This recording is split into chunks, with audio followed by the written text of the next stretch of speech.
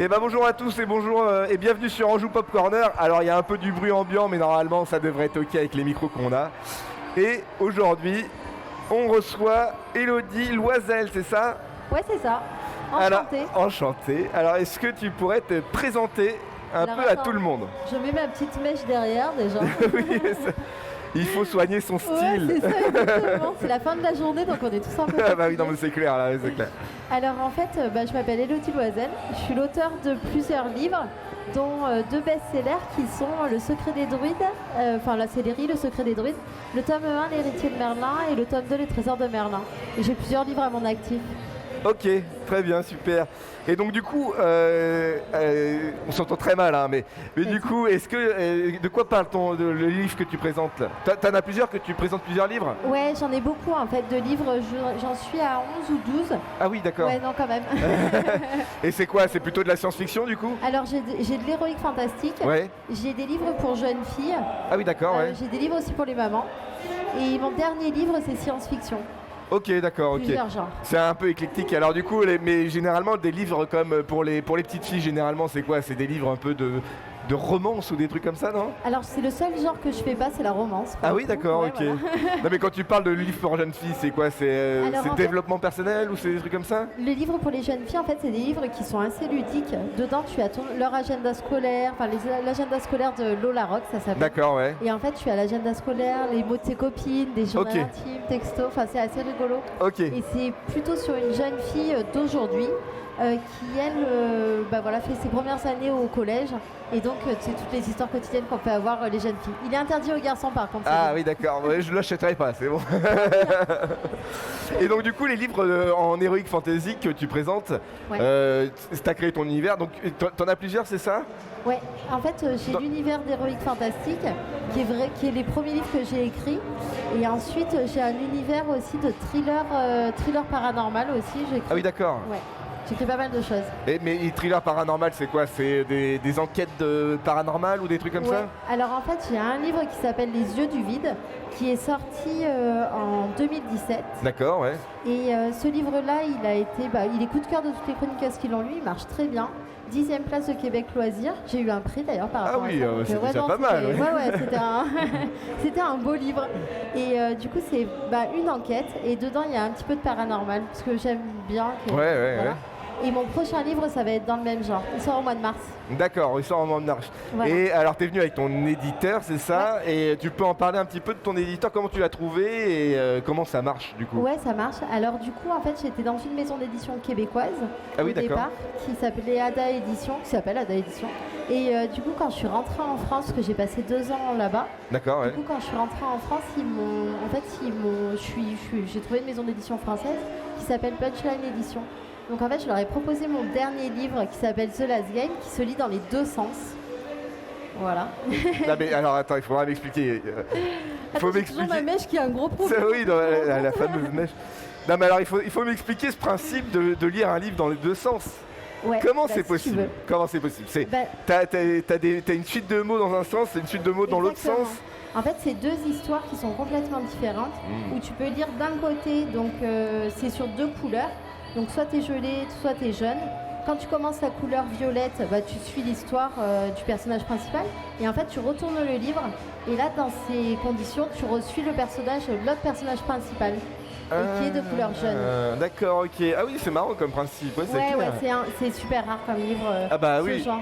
Et c'est C'est ce qui a plu à la maison d'édition, et c'est grâce à ça qu'ils m'ont pris mes autres livres. ah bah oui, je pense bien, oui, le côté un peu original Voilà, de la c'est ça. lecture, ça peut être marrant, ouais, c'est clair. Exactement. Et c'est un livre que tu présentes là, par exemple, à ton stand? Ouais, mais j'en ai plus là. Ah. On a été Ah, ça veut dire que ça marche bien, du Il coup. marche hein. super bien.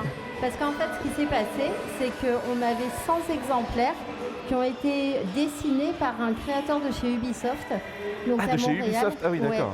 On a eu le droit d'en avoir que 100 exemplaires en édition limitée de ceux-là avec les personnages. Les autres, ils D'accord. sont sans les personnages. Pareil, on n'en a plus. Mais les 100 avec les personnages, Ubisoft, ils ont été d'accord que pour 100.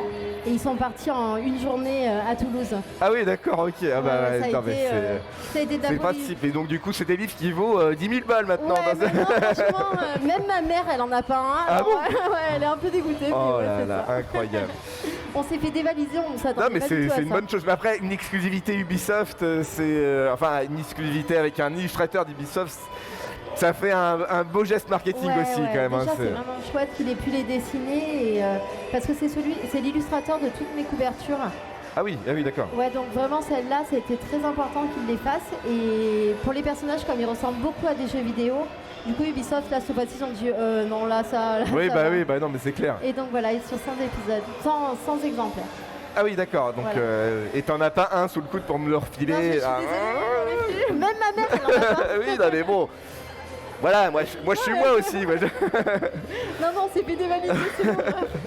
Et tes livres dans l'univers Heroic Fantasy, tu as pris de l'inspiration sur forcément d'autres univers et tu as pris inspiration sur qui? Plutôt sur du Tolkien, comment tu as créé ton histoire et ton univers Heroic Fantasy qui est généralement plus compliqué à mettre en place? Ouais, en fait, l'Heroic Fantastic, j'ai baigné dedans depuis toujours.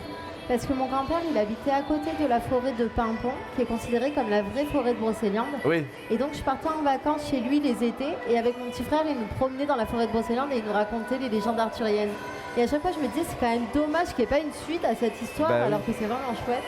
Et du coup, c'est vraiment quelque chose que j'ai en moi depuis très longtemps. D'accord. Et donc du coup, tes livres d'Heroic Fantasy, ça part de la légende arthurienne ou c'est... Ah oui, c'est ça. Ça parle de la légende arthurienne, mais un peu que sont-ils devenus? Donc sur le dernier descendant de Merlin l'Enchanteur, en fait, on prend... c'est vraiment sur le dernier descendant de Merlin l'Enchanteur. D'accord. Et vraiment avec le roi Arthur, les chevaliers de la table ronde, Perceval... D'accord, ok. Lancelot, enfin, tous les C'est personnages. une histoire alternative, c'est pas la suite.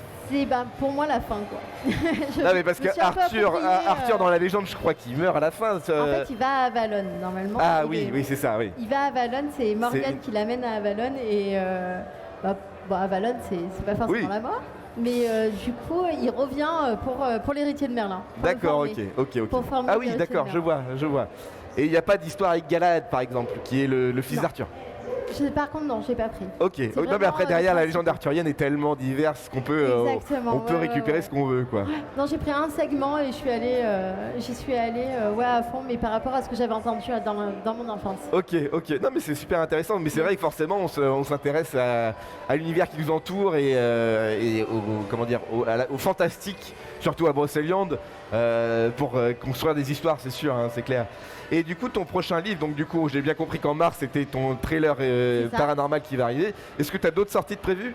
Alors, j'ai donc ce thriller paranormal. Là, je suis en train d'écrire un livre pour une commande d'autres maisons d'édition. D'accord. Et du coup, plutôt pour jeunes filles. Pour l'instant, je peux pas trop en parler.